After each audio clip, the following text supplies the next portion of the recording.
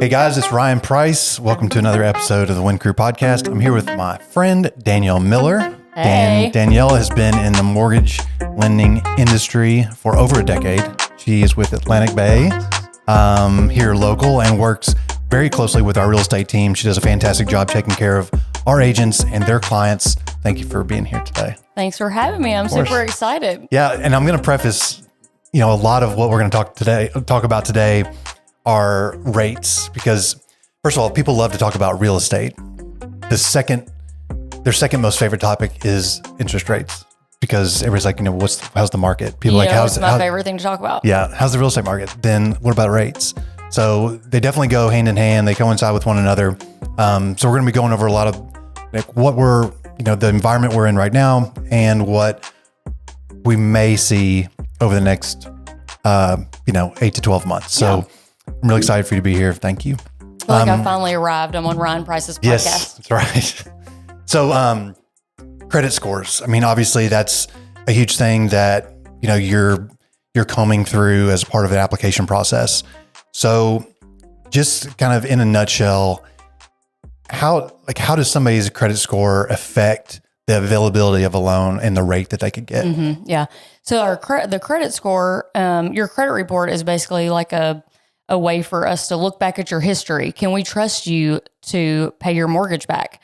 So that's what we use it for, is to see what your payment history has been in the past. So a credit score is going to reflect how you've handled your credit in the past. And so for us, the minimum credit score is a 600, which I think is very doable, a 600 credit score. Obviously, the better your credit score is, the higher it is, the more loan options you have available to you, and the better interest rate you might have available to you. But everybody starts from somewhere, and people make mistakes, and that's fine. You can come back from that. And something that I do and really love to do is to help people build their credit score back. If in college, people make stupid mistakes, and then you're an adult now, and you're like, shoot, this is affecting me long term. Right. So I can actually do like a credit simulation to help people be on a path. You're not just flailing around making random choices of what's going to be best for my credit score. I can actually say, do X, Y, and Z, and that's going to get your score to this, and this is how it's going to help you, kind of thing. So you actually help with credit repair. Yes. So people that may not qualify now, you're able to put together a plan on paper so they can see, okay, well, this is what I need to do to get to this 600 or exactly. better. I never want to talk to somebody and say, I can't help you. Right. That's not good or helpful to anybody. And so if the answer is not right now, I can't approve you right now, but if you do these things, I can help you in the future to buy a home. So do you follow people through that process? Is it just like you hand over the piece of paper and say good luck, or do you follow up? Like how's that work in your world? Yes, absolutely. We try to follow up. And there's some people that don't want to be helped, and so the people that are actually making the efforts and the strides, and they want to do better and improve themselves, obviously I'm following up with those people to see if they have questions. Do we need to kind of relook at anything, change the plan a little bit, and that kind of thing? Yeah. I remember my first semester in college, it's like 1999. And this is back in the day where basically a credit card company would set up a booth like on campus, and they would give you a credit card and give you a t-shirt. I think I had about $20,000 worth of t-shirts by the time I was a sophomore. So kind of like you said, people make mistakes early on. So I did the same thing. I got a credit card for a pizza. Okay. Yeah, nice. I think I might still have a t-shirt. So what about people that have no credit history? Like maybe they've never had a credit card, never had a car loan, anything like that. How can they get to the point to buy a home? Right. So if you don't have a credit score, obviously it's hard for us to know what your track record is like.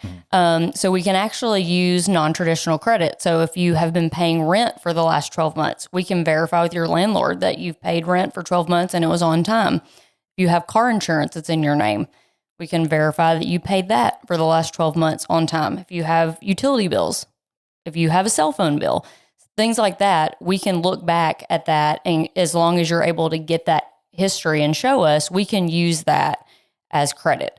Now, kind of a little credit hack is if you're, for those, we have young children, so this does not apply right now, but when they're older, a great way to help your child is to add them as an authorized signer to your credit card. So I'm not going to hand over my credit card to my child and say, here you go. Right. But I can put their name on my card as an authorized signer, and that is going to give them my credit history and help them build a credit score.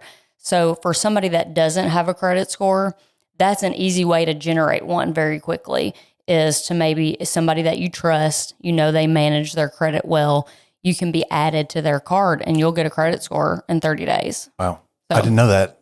And are there any age stipulations to that?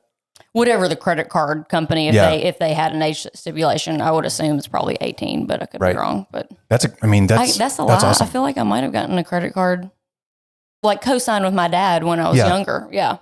And that's another way too, is, have a co-signing on a loan too. A parent or a guardian or an adult can do that. Right. Mm-hmm. No, that's great. That's definitely a credit hack. Yeah. Talking about rates and credit scores, better credit scores, lower rates, or just better options as far as loans? Right. So there's more options and potentially for the rate to be better as well. The higher your credit score is, it really kind of depends. There's not like a cookie cutter answer for that. But so there's government loans and conventional loans. So the government loans are not as heavily weighted or as heavily affected by a lower credit score. So the interest rate could be the same for somebody that has a 640 score and a 700 score on an FHA or USDA or VA loan. On a conventional loan, though, for example, it is very heavily influenced by that credit score. So, if somebody's at a 680 credit score versus somebody that's a 740 on a conventional loan, I mean, there could be $200 a month difference in savings because of that credit score being so much higher. So we all got spoiled a couple of years ago when interest rates were 3 and sub 3. Right. Chances are we're not going to see that anytime soon. Right. But also my parents, when they bought their first house, their interest rate was like 12 to 15, right? So we're probably not going to see that. Hopefully not. Hopefully not. So we're kind of right there in the middle. Recently it was hovering around 8. What was it like last time you checked for 30-year fixed? So, towards the end of last year, we had kind of touched the 8s and everybody was freaking out. But when 2024 came around, the rate started going down a little bit. And so we had seen, 6.5, that mid 6s. They've kind of creeped back up a little bit. We're probably hovering at 7, high 6s to 7 right now. But the forecast is still that rates are going to be going down. Obviously, things happen that we can't control. There's a lot of economic factors and inflation and CPI and all these different indexes that I wish that I could predict, and I wish I had a ball that I could, tell you what's going to happen, but we unfortunately can't do that. But hopefully by mid-year, so maybe going into summer, we'll see a dip in the rates. And forecasters are still saying that hopefully by the end of this year, so the end of 2024, we'll be at 6, maybe high 5s. Gotcha. So let's cross our fingers. Right.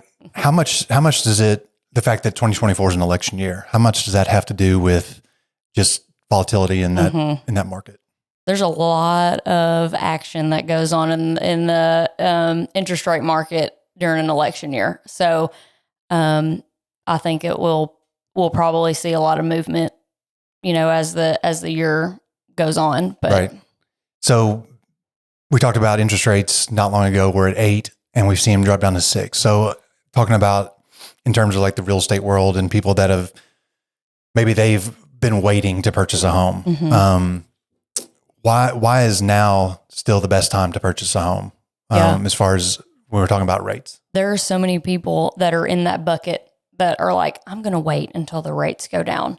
Honey, let me tell you, when the rates go down, home prices are going to go up because there's going to be so many buyers flooding the market, and that's going to push the prices up just like it happened in 2020 and 2021. Right. So in my opinion, if you can do it now, if you feel comfortable with the payment right now, you might as well buy the house right now. Go ahead and start building that equity for yourself. And when everybody else floods into the market because rates went down, you already own your house. You're not having to fight with anybody. You're not paying a higher price. You already own it. You've already started building up the equity, and you can just refinance to a lower rate. Right. And so to me, it's a win-win to do it now instead of waiting. For sure. Talk about refinancing. Just like, what are those steps that somebody would have to go through? Let's say they got in at 7.5 and suddenly we're down to 7 or 6.8 or something like that. And they decide, is there a certain like, hey, you need to wait until this goes down a point before you refinance? Like, how does somebody know when it's time? Yeah. And I think everybody's situation is different. I don't think there's going to be an exact formula. A lot of people will say when the rate is down by 1% lower than what you have, that's a good time to start looking at it. That might not be the case for everybody because there are cash out refinances. If you have a lot of credit card debt and you want to consolidate that, that could, I'm not saying that's for everybody, but could be a situation where it would be beneficial for you to take a higher rate so that you can get rid of credit card debt, because credit card debt can be 16% interest, right. So I don't know that there's like a definite hard and fast rule of exactly when, but normally people would say 1% lower. And refinancing super easy. It is kind of the same. It's the loan process over again, but you don't have to pay your closing cost up front like you do when you buy a house. You can wrap those into your loan amount. You already own the house. Sometimes we can waive an appraisal. It's a lot smoother and more calm. You're not having to move and pack and figure out logistics of things. You already live there. And so it's pretty easy to refinance. And for our current customers, we offer a discount on closing fees if we do the refinance, and there's a more favorable rate if you're already a customer of ours and you refinance. So, and there's no limit to how many times you can refinance. No, there's not, and especially in a conventional loan, there's no like requirement on how long you wait. Mm-hmm. But government loans do have a requirement. You can't just buy a house and then refinance it a month later on a government loan. Right, they have certain seasoning requirements. Gotcha. So we're expecting this to kind of downtick in interest rates, and you mentioned like when that happens, the market's going to speed up. So those people that, let's say you've been looking to buy a home and you wait, what you're saying is if you do wait and the interest rates come down, then there's going to be more people flooding towards that property possibly, or the asking prices of that would go up. Right. You're going to be competing with more people for the same house. So therefore it's going to drive the price up, and you're not going to have as much leverage. Like right now you can say, hey seller, like, can you help me with some closing costs? Can you pay? You can negotiate that right now. Yeah. Rates go down and, a house is getting 10 offers. Well, the seller is going to be like, I don't need to pay your closing costs. Like I have 9 other people lined up to buy this house. So one thing I know you've spoken to our team about is KHC. Yeah. So can you talk a little bit about Kentucky Housing and how that works for our clients? Yeah.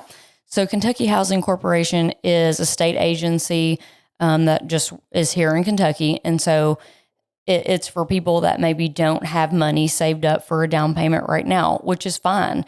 Just because you don't have the money saved up doesn't mean now is not the time. So they offer a down payment assistance loan. So it's a 10-year loan that you pay back over 10 years, but it doesn't have a prepayment penalty. So if you win the lottery or get taxes back, you can pay that off. But it's up to right now, and it can change over time, but right now it's a $10,000 second mortgage that will help you pay down payment and or closing costs. And they also have programs for certain income-based profiles.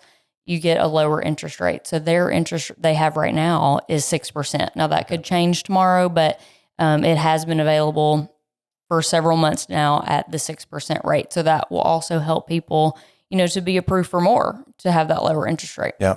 Is there a limit to how many people or how much is in this bucket from KHC that they can give out?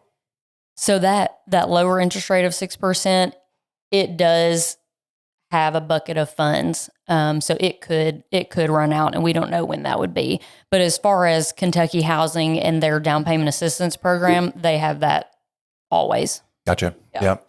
I mean, it's a great option. And that's actually kind of brings us to the next point is I think it's it's common for people to think they have to have 20% down. Right. Talk about loans that would require something like that, and then some different ways that people can get into homes for less than, less money. Right. Right. Yeah, you're right. A lot of people think that they have to have 20% down, and that would take forever for somebody potentially to save that up. And so, they could have already purchased a home and been building up that equity while, instead of waiting to save up money. So for first-time home buyers specifically, there is a conventional loan that offers 3% down. So for a first-time home buyer, you can put up 3% on a conventional loan. There is a USDA loan. It's income-based and location-based, but you don't have to have a down payment at all for USDA. Some people call it a rural housing loan. So that's a great option for first-time home buyers as well. You don't have to be a first-time home buyer, though, to qualify for that. And then FHA has a 3.5% down payment. So on any of those, you can couple those with down payment assistance with Kentucky Housing. So if you're like, I want to buy a house in the city and that doesn't qualify for USDA, it has to be in a rural area. So you need to have a down payment. You can borrow that from Kentucky Housing, borrow the 3% basically, or up to $10,000 from Kentucky Housing to go ahead and get yourself in a home and building up that equity for yourself. Yeah. Is the KHC application process similar to that of like applying for a loan? It's the same. Yeah. You wouldn't know any different, Gotcha. So when, if a person comes to me and they want to be pre-approved to purchase a home, I'm going to look at all the options. They may not even know Kentucky Housing exists, but once I get their application, I'm going to look at everything and say, hey, based on what I can see, these are your options. Because I want people to be educated and I want them to know what their options are so they can make that decision for themselves. I don't know what's best for your life. You know what's best. And so as long as I can give all the options, you can make the choice for yourself what works best for you. Yeah. How important is that pre-approval process prior to starting to look for a home? I think you as an agent knows that it's very important. So what you never want to happen is for you take somebody to go look at a house and they fall in love with it. And then they're like, but I haven't gotten approved yet. And they come to me and I have to bust their bubble and say, you can't afford that house, And so it's always best to talk to a lender first to know what your budget is. And, I could even say you are approved for that amount, but you might respond and say, I don't want to make that payment.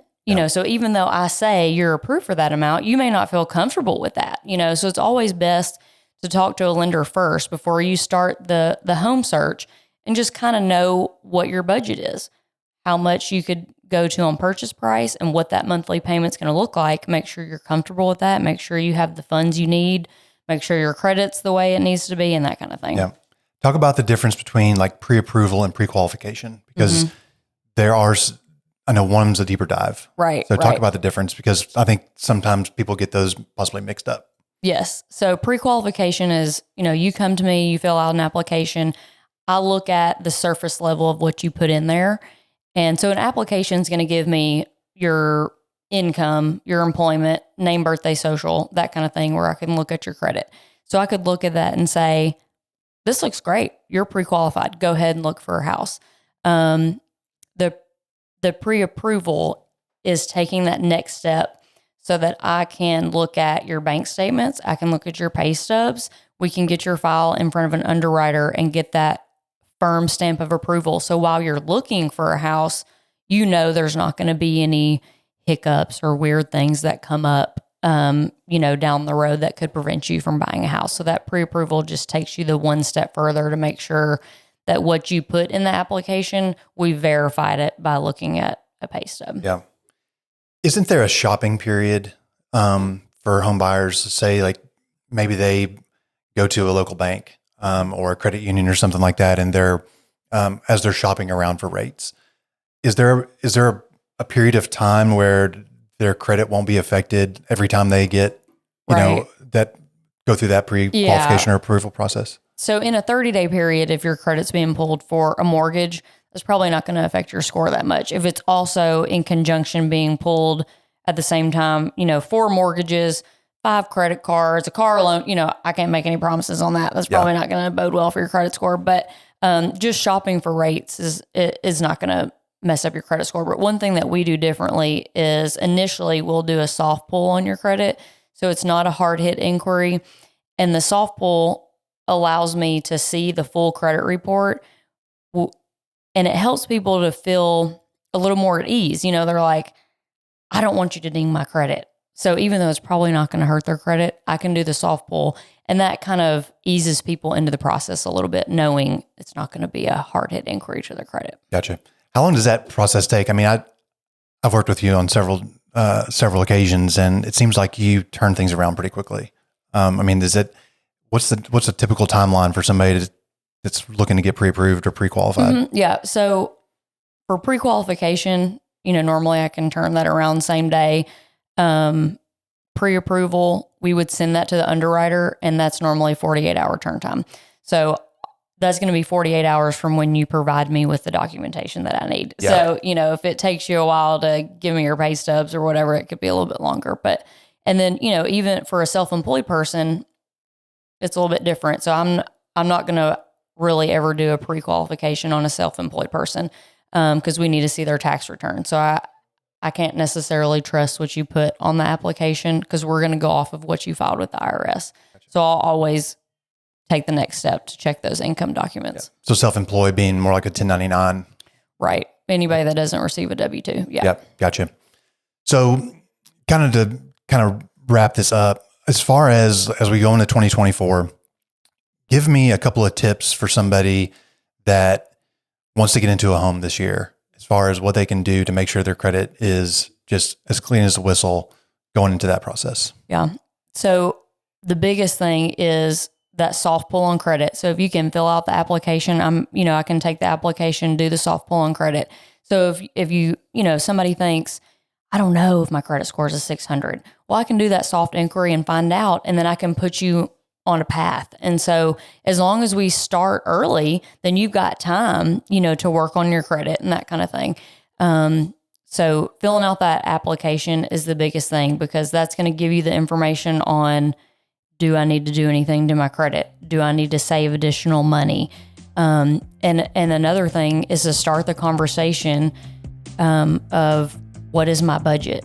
So some people, when I tell them that they're approved and this is what the payment looks like, it's sticker shock. And so I think to really know and have in your mind, this is what I feel comfortable with, have all those numbers worked out so that you're ready to go. I don't ever want to put somebody in a situation where they feel like they're chained to their house and they can't leave. Right. You want to be able to still go do things other than just live in your house. House poor. Right. So I think those are the two biggest things to really make sure that you're ready. And then, once you've filled out that application, having a trusted real estate agent to really help guide you through the process. And everybody at the Wind-Cur, they're all great agents and have been trained very well. And to have that expert to really guide you, through the process. Yeah, that's great advice. Thank you for being here, Danielle. And Absolutely. Thank you for guaranteeing that the rates will be at 6 or below by the end of the year. No, just kidding. No crystal balls here, but that's great advice and great information today. Thank you so much. Guys, we'll see you on our next podcast here in a couple of weeks. Make sure to like and subscribe and listen on your favorite podcast outlets. See you next time.